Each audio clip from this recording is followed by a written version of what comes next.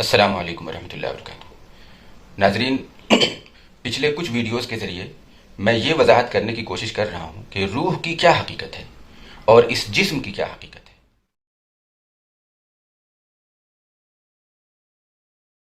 اس وضاحت کو سمجھنے کے بعد ہی ہم اس لائق ہو پاتے ہیں کہ اس بات کو سمجھ سکیں کہ human beings are a composite being.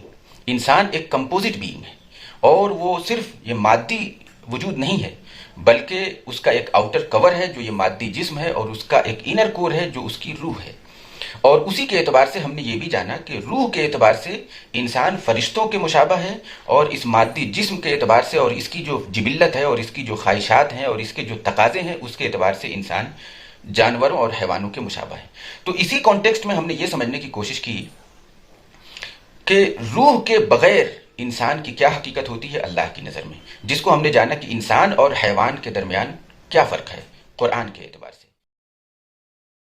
ہم نے یہ جانا کہ روح اور جسم میں کیا فرق ہے، اور ہم نے یہ بھی جانا کہ روح اور جان میں کیا فرق ہے۔ روح کا مطلب یہ نہیں ہے جس کو ہم جان کہتے ہیں۔ جان کے لیے عربی میں حیات کا لفظ استعمال ہوتا ہے، کہ حیات جہاں پر ہے وہ زندہ ہے، وہ لائف ہے، وہاں پر ایک لیونگ تھنگ ہے۔ لیکن جہاں جہاں بھی لیونگ تھنگ ہے، جہاں جہاں بھی لائف ہے، وہاں پر روح ہو ایسا ضروری نہیں ہے۔ ہم نے سمجھایا کہ کتے، جانور، پیڑ پودے، گھاس پھوس، نباتات، غرض سب چیز لیونگ تھنگس تو ہیں، لیکن ان میں روح نہیں ہے۔ روح صرف انسانوں کے اندر ہے، اور روح کی حقیقت جو ہے وہ میں بتا چکا ہوں۔ لیکن اس بیچ میں نے قرآن اور احادیث کا جو ریفرنس کا وعدہ کیا تھا وہ میں بس گاہے گاہے ایک یا دو دیا تاکہ میں اپنی بات کو سمجھا سکوں۔ آج میں انہی ریفرنسز کو، جہاں تک میں زیادہ ویڈیو طویل نہ ہو جائے اس لیے کچھ قرآن کی اور احادیث کی میں اس میں ریفرنس کلیکٹ کر دے رہا ہوں، اور اس کو آپ صرف ترجمہ میں کروں گا۔ آپ اس ترجمے کو سنیں اور آپ خود ہی سوچیں کہ اگر آپ اس حقیقت کو نہ جانیں اور اس کے بغیر ان آیات کو، ان احادیث کو سمجھنے کی کوشش کریں گے تو آپ کتنی غلط فہمی کے شکار ہوں گے، یا بات کچھ کہی جا رہی ہے، گہرائی کہاں تک ہے، اور اللہ تعالیٰ کس جگہ پر ٹارگٹ کر رہا ہے، کیوں ایسا کہہ رہا ہے، آپ یہ بات کبھی نہیں سمجھ پائیں گے۔ اور بالکل جو ملحد ہیں اور جو خدا کے نہ ماننے والے لوگ ہیں اور جو قرآن پر اعتراضات کرتے رہتے ہیں، انہی کی طرح آپ کے ذہن میں بھی یہ بات آئے گی کہ اللہ تعالیٰ کس کس طرح کی باتیں کرتا ہے۔ انسانوں کو کہہ رہا ہے کہ تم جانور ہو، بھلا انسانوں کا جو بنانے والا ہے وہ خود ہی اپنی تخلیق کو کہے گا کہ تم جانور ہو، یہ عجیب طرح کی بات ہے۔ تو یہ ساری باتیں نہیں سمجھ میں آئیں گی۔ تو آئیے ہم اس کو شروع کرتے ہیں۔ کچھ احادیث آپ کے سامنے پیش کرتا ہوں۔ حدیث نمبر 1، غور سے سنیے۔ یہ ساری حدیثیں آپ نے بارہا سنی ہوں گی، لیکن کبھی بھی اس کا وہ مطلب نہیں سمجھا ہوگا جو اصل میں اس کا مطلب ہے۔ غور سے سنیے۔ آپ صلی اللہ علیہ وسلم نے ارشاد فرمایا، زیادہ نہ ہنسا کرو، کیونکہ زیادہ ہنسنا دل کو مردہ کر دیتا ہے۔ کیا مطلب؟ زیادہ ہنسنے سے دل مردہ ہو جاتا ہے؟ بھائی ہم جانتے ہیں کہ اگر تھوڑا سا بلوکیج بھی ہو جائے ہارٹ میں تو انسان کو ایسا سیویئر چیسٹ پین ہوتا ہے کہ بیٹھنا بھی اس کے بس کا نہیں رہتا، وہ کھڑا بھی نہیں رہ سکتا، اور وہ لگ بھگ مور دین 60 to 70% MI والے، ہارٹ اٹیک والے مر بھی جاتے ہیں۔ لیکن یہاں تو پورا دل مردہ ہو جا رہا ہے اور کچھ بھی نہیں ہوتا۔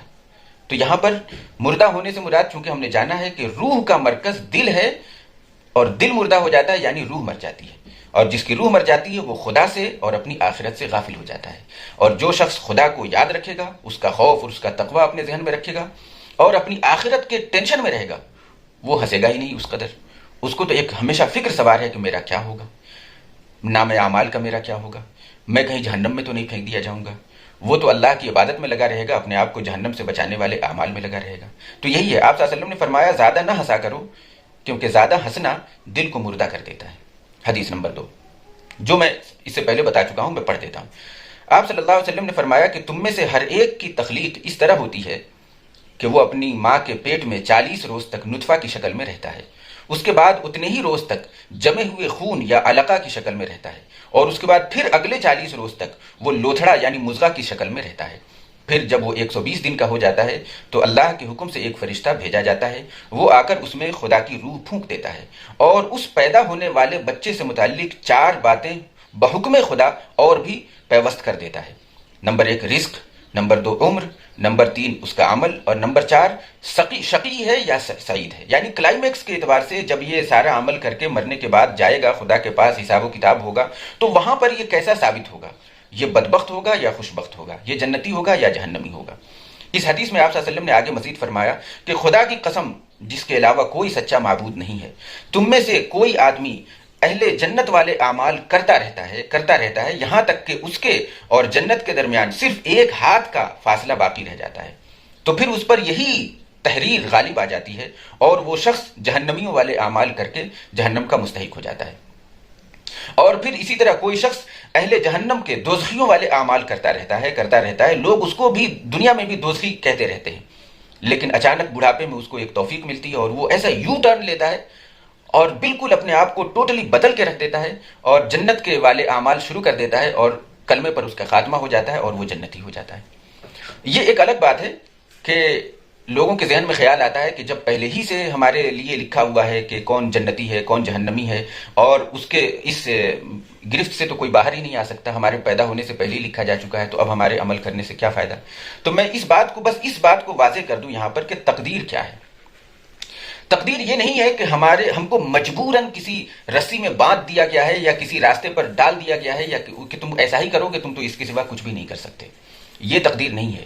تقدیر کا مطلب عام لفظوں میں ایک جملے میں کہیں تو وہ یہ ہے کہ خدا کے گہرے علم کا نام ہے تقدیر۔ خدا کا جو ما قبل اور ما بعد، ازل سے لے کر ابد تک کا جو علم ہے خدا کے پاس، اسی کا نام ہے تقدیر۔ خدا اپنی مخلوق کے ایک مخلوق کے بارے میں جانتا ہے کہ یہ جب میں اس کو دنیا میں بھیجوں گا تو یہ کیا کرے گا، کیسے کرے گا اور کس طرح کے اعمال کر کے میرے پاس آئے گا۔ اس علم کا نام خدا کا تقدیر ہے۔ چونکہ خدا ہمارا خالق ہے اور ہماری ہر چیز سے واقف ہے، تو اس لیے اس نے اپنے علم کی بنا پر ایسا لکھ دیا کہ تم ایسے ہوگے۔ لیکن اگر یہ بات نہیں سمجھ میں آ رہی تو میرا ایک سوال ہے، ایک معصومانہ سا سوال ہے۔ اگر آپ کو لگتا ہے کہ یہ تو تقدیر میں ہی لکھ دیا گیا ہے کہ کون جنتی ہے کون جہنمی ہے، تو اب ہم کیا کریں؟ تو میرا سوال یہ ہے کہ تقدیر میں تو اور بھی 3 چیزیں لکھی گئی ہیں اسی حدیث میں، اس کا رزق، اس کی عمر اور اس کا عمل۔ تو آپ اپنے رزق کے بارے میں بھی یہی دماغ کیوں نہیں لگاتے کہ ارے بھائی اب میں کیا کروں، اب پتہ نہیں کیا لکھا ہوا ہے، گھر پہ بیٹھا رہتا ہوں، جو ملنا ہے مل جائے گا۔ آپ تو دنیا کے ایسے حریص بنتے ہیں اور ایک پیسہ کو 1 کروڑ بنانے کے لیے کتنی تگودو اور جد و جہد کرتے ہیں، اس وقت آپ کو تقدیر یاد نہیں آتی۔ وہاں پر تقدیر کا مطلب صحیح لیتے ہیں آپ کہ خدا نے کہا ہے محنت کرو ہم دیں گے۔ اسی طرح عمر، آپ کو معلوم ہے کس کی کب بیماری ہوگی، کس کو صحت ملے گی، کس کی کب موت آئے گی، کس طرح کیا ہوگا، وہ خدا کے علم میں ہے، آپ کو نہیں معلوم۔ لیکن آپ ایک نزلہ ہو جانے پر بھی جتنی تگودو کرتے ہیں اور ڈاکٹروں کے یہاں جتنے چکر لگاتے ہیں، اور اگر تھوڑا سا دل کا خطرہ ہو جائے تو ایمس اور دنیا کے باہر تک کے جس طرح سفر کرتے ہیں آپ اور جتنی جانچیں کرواتے ہیں، آپ وہاں پر یہ دماغ کیوں نہیں لگاتے؟ جو لکھا ہے وہ تو پہلے سے لکھا جا چکا ہے کہ کیا ہوگا، اب میں اس میں کر کے کیا کر سکتا ہوں۔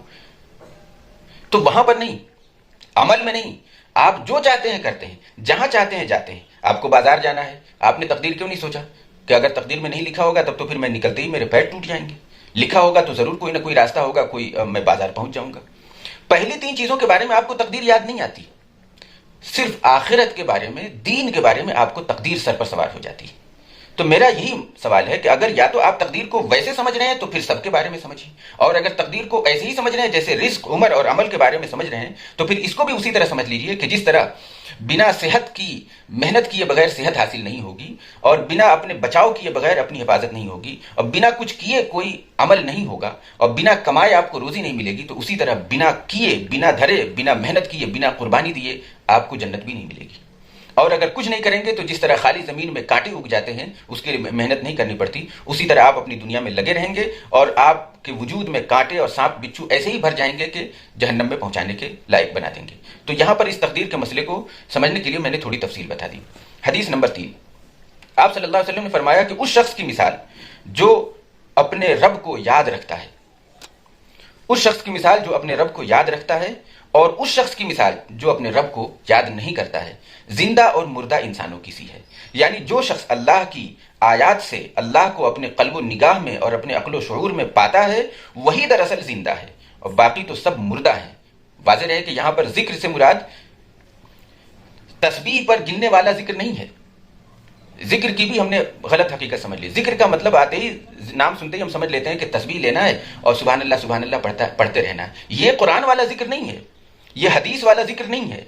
قرآن والا ذکر یہ ہے کہ اپنے رب کو، جیسا کہ میں نے بتایا، اللہ کی آیات میں اور اس کی نشانیوں کے ذریعے اور اس کی یاد کے ذریعے اپنے رب کو اپنے دل میں، اپنی روح میں، اپنے دل و دماغ میں پائے، اپنے رب کو یاد رکھے رہے، اس کو بھولے نہیں، یہ ہے ذکر۔ اور یہاں پر بھی مردہ اور زندہ سے کیا مراد ہے؟ وہی روح کی موت اور روح کی زندگی۔